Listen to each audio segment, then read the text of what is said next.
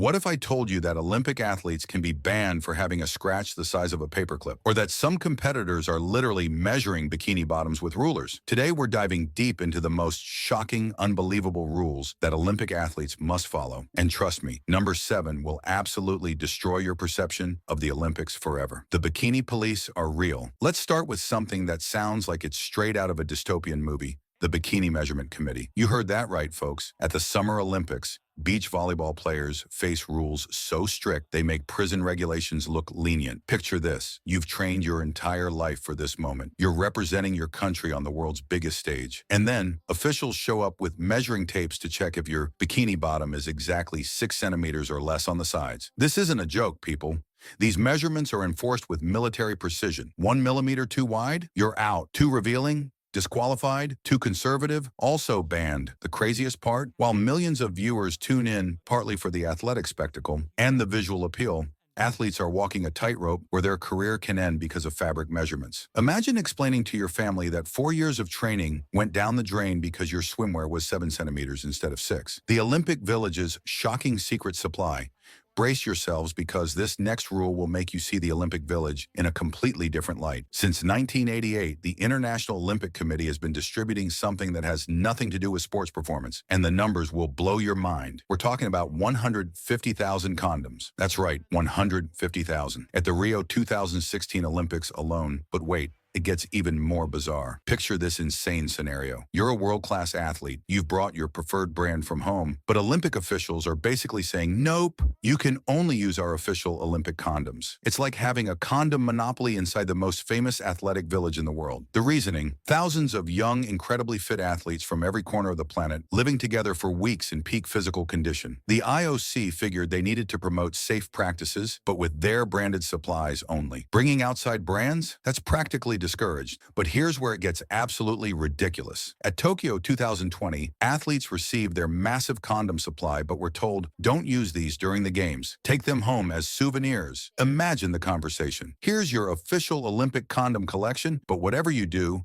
don't actually use them here. It's like giving someone a race car and saying, don't drive it during the race. The contradiction is insane. So athletes are essentially walking around the village with bags full of souvenir condoms while being told not to use them for their actual purpose. Only in the Olympics can you find rules this contradictory. No sex in the Olympic Village. Tokyo 2020 rule. During the Tokyo 2020 Olympics, athletes were given beds made out of cardboard. The official explanation was that it was for sustainability and eco-friendly recycling. But rumors quickly spread worldwide that these cardboard beds were designed to stop athletes from having sex in the Olympic Village. The Olympic organizers denied this, saying the beds could actually hold more than 400 pounds. But the anti-sex bed story went viral. Combine that with the strict COVID rules banning physical contact, and the result was one of the weirdest regulations in Olympic history. Athletes surrounded by thousands of free condoms, but sleeping on beds that people thought were built to collapse during intimacy. When a paper cut destroys dreams. Now here's where things get absolutely insane. In equestrian events, if a horse has any mark,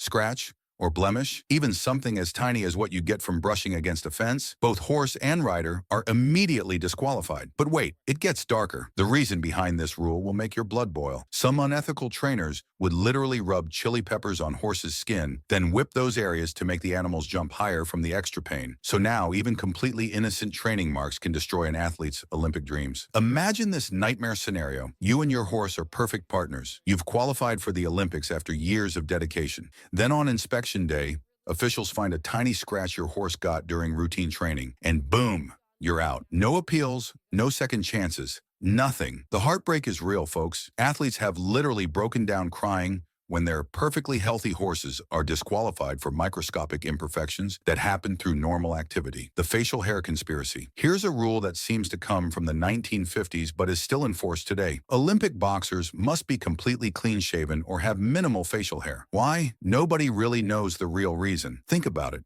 These are fighters who can take punches that would knock out regular people, but heaven forbid they have a full beard. A thin mustache might be acceptable, But anything more and you're banned from competing. This creates bizarre situations where world-class athletes are forced to shave off beards they've had for years just to compete. Some fighters say their facial hair is part of their identity, an intimidation factor. But the Olympic Committee says nope, clean face or no gold. Snowboarders' impossible challenge. Snowboarding at the Olympics just got a mind-bending rule change that's making athletes' heads spin. Get ready for this. Athletes can only combine scores from their two best runs if they perform tricks in opposite directions. Let me break down this madness. You spend months perfecting a trick going to the right, you nail it perfectly. But unless you can also perform it going left with equal skill, your score won't count for the final tally. This is like asking a guitarist to play their masterpiece song perfectly with both their right and left hands. Some athletes have natural preferences. Their muscle memory, balance, and technique are optimized for one direction. Now they're forced to essentially learn everything twice or risk having their best performances thrown out. Imagine training for 4 years, nailing the perfect run, and then being told that doesn't count because you didn't do it backwards. The stress levels are through the roof. The nail polish nightmare. Hold on to your seats because this next rule is so ridiculous, you'll think I'm making it up. Female gymnasts can wear bright, colorful makeup that could be seen from space, but colorful nail polish? Absolutely forbidden. Picture this contradiction. An athlete can have glittery eyeshadow, bold lipstick, and elaborate hair decorations, but paint their nails bright red and they're breaking the rules. The logic is nowhere to be found. This creates situations where gymnasts spend hours perfecting their look for competition, only to be forced to remove nail polish that took minutes to apply. Some athletes have been caught off guard by this rule and had to frantically remove their manicures right before competing. The silence police. Here's where things get really dystopian.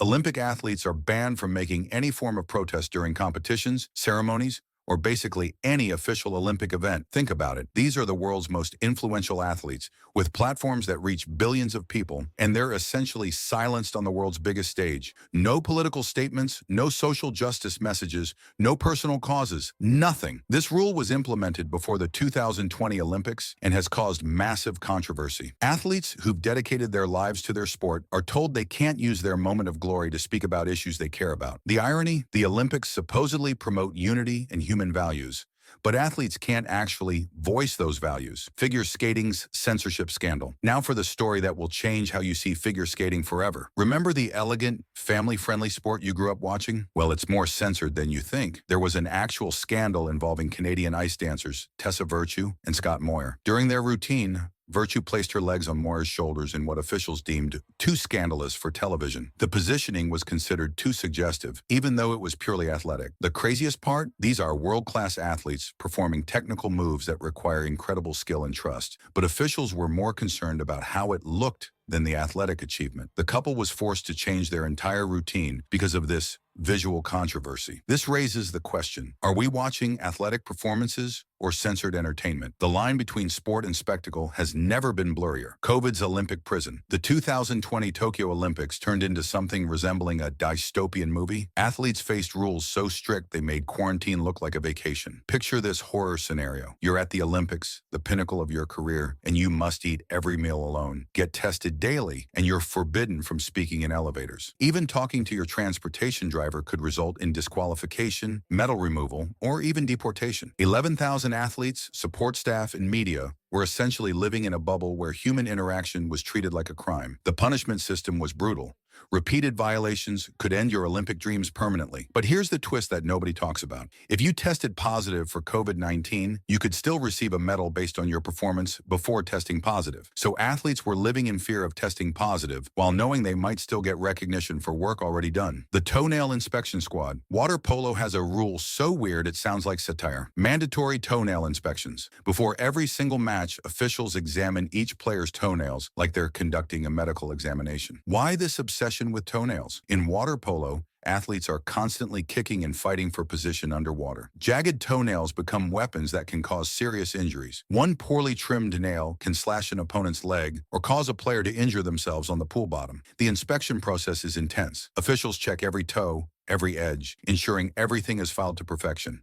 Athletes joke that they should get sponsorship deals with nail file companies because they go through so many keeping their feet competition ready. Wrestlers' bloody reality. Wrestling has a rule that sounds like it's from a medieval combat manual. Every wrestler must carry a blood rag at all times during competition. This isn't just a precaution. It's an expectation that wrestlers will bleed during matches. The sport is so intense that bleeding is considered normal.